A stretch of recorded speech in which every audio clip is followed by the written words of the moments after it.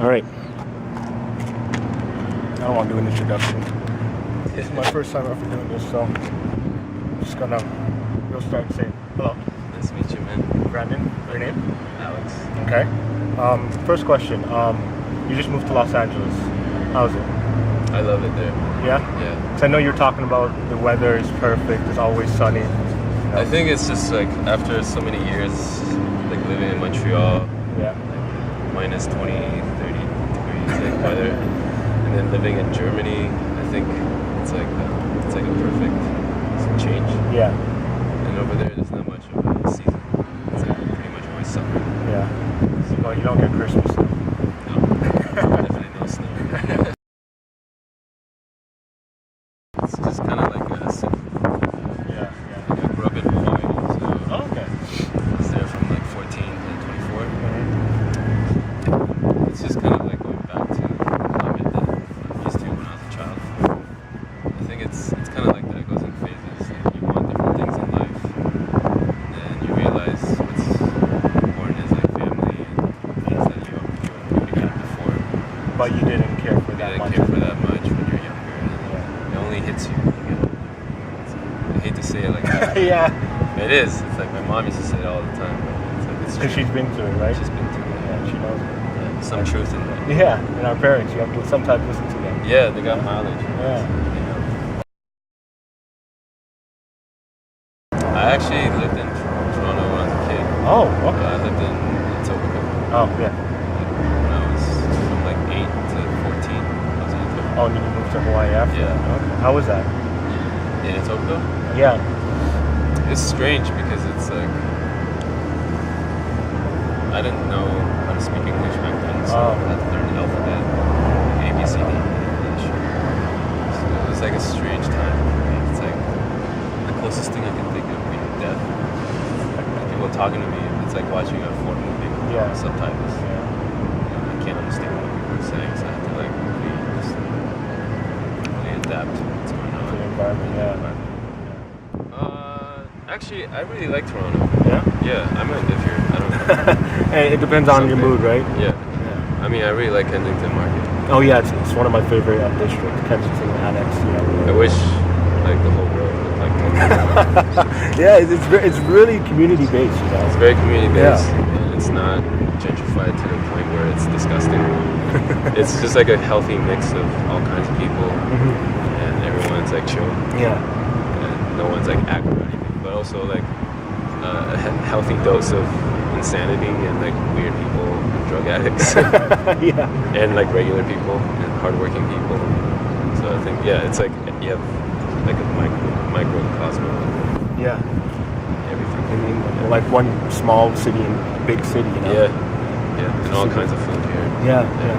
That's probably some of the best restaurants and food stops in the city. So. I've been wanting to get a beef patty. Oh yeah, they have one of. I think there's 2 Jamaican patty shops Yeah. right here. Yeah, it's like one of the best in Toronto I too. wanted to get one with like the cocoa bread. Oh shit, you know about that? Okay, cocoa bread and beef patty. Okay. Yeah. It's not that I like to move a lot. It's more like Family. when I was younger, it's like family issues. Now that I'm older, it's like I'm not scared of moving. Okay. Yeah.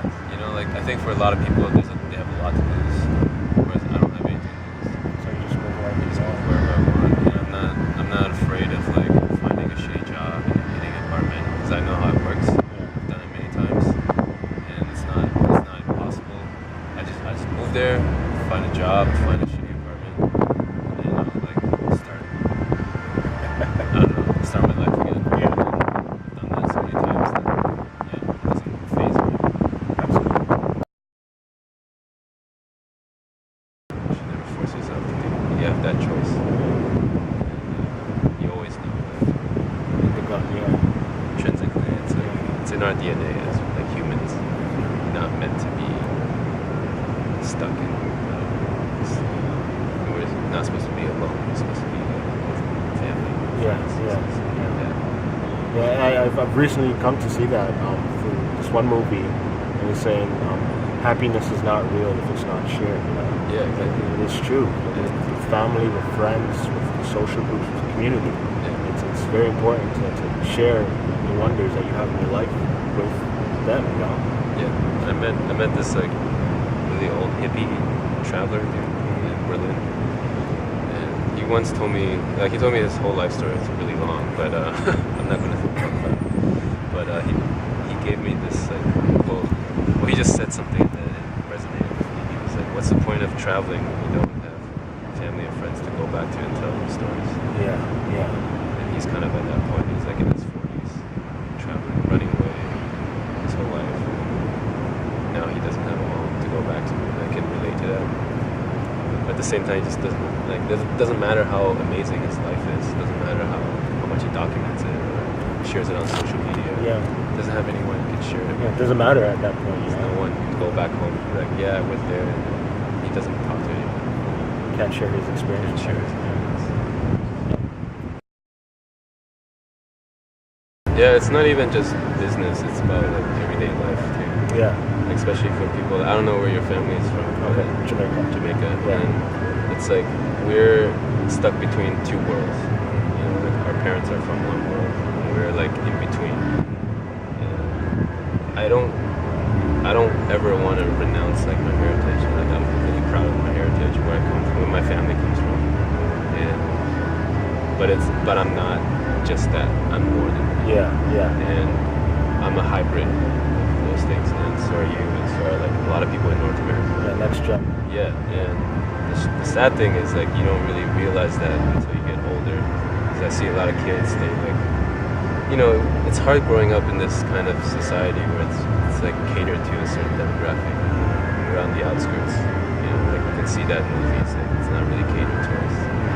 So we don't have people that look like us. Advocating for Yeah, and it's like hard to find role models to look up to, Yeah. like interesting artists to look up to, because they're all a certain demographic. They don't look like us, you know. So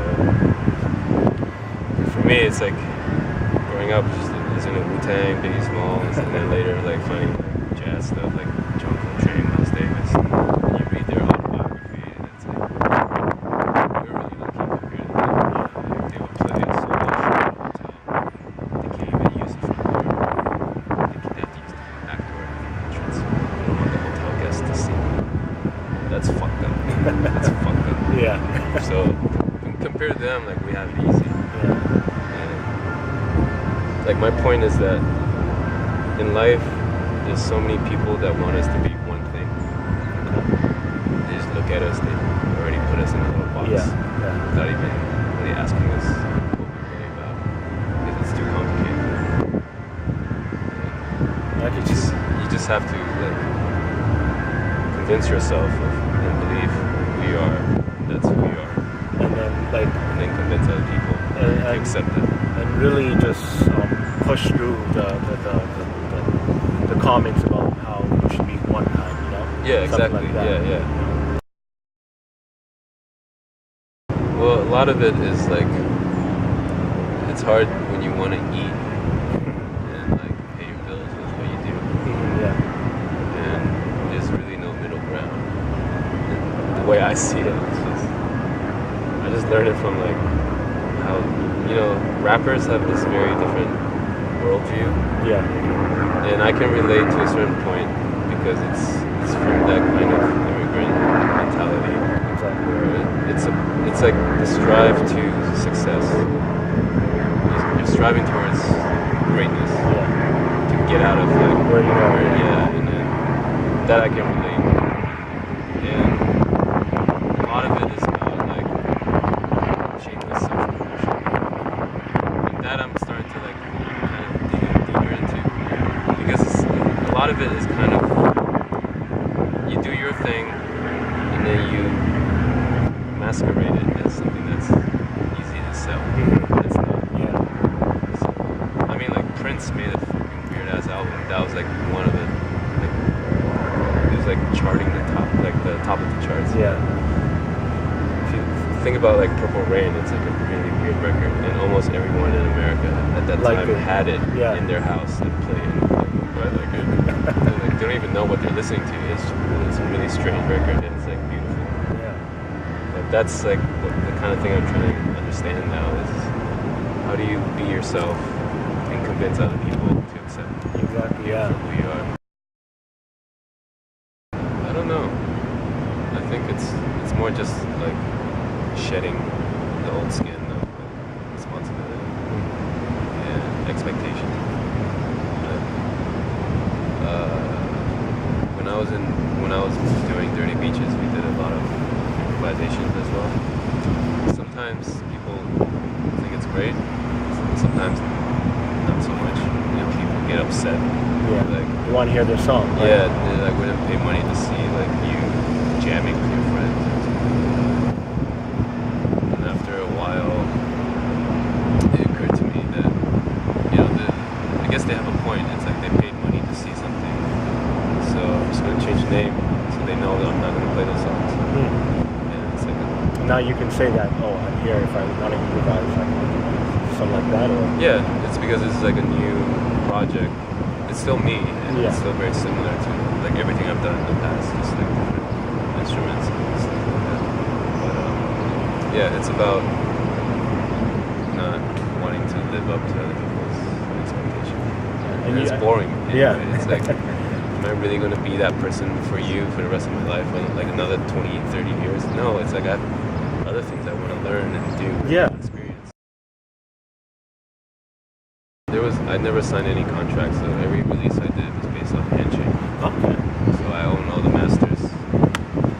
Learned that from Ray Charles. It's like you have to own your own masters. Yeah. So you can't have the label only like owning you. I don't like the idea of someone owning me. I don't like the idea that I'll make something and they have the ultimate say if they want to release it or not. Oh, so it's you record it first and then you... No, you sign a contract and then it depends on the contract. Some of them it's like for one record, or some of them are like for 3 records. And after the first one, you're making the second one, and you send it to them, and then they have the power to be like, it's a little bit weird. We don't really want to release it, so you have to make another one. We're gonna put this one on the shelf. Maybe we'll release it one day. Yeah. And they own it. Yeah. And that music you can't release it because you signed it Yeah, off. because they have to. So everything you make, they own it. You can't release it with another label or anything. So you have to be really careful when you sign a contract. You have to make sure that that doesn't apply. That you're free to have creative control wherever you want. Yeah, exactly. Yeah.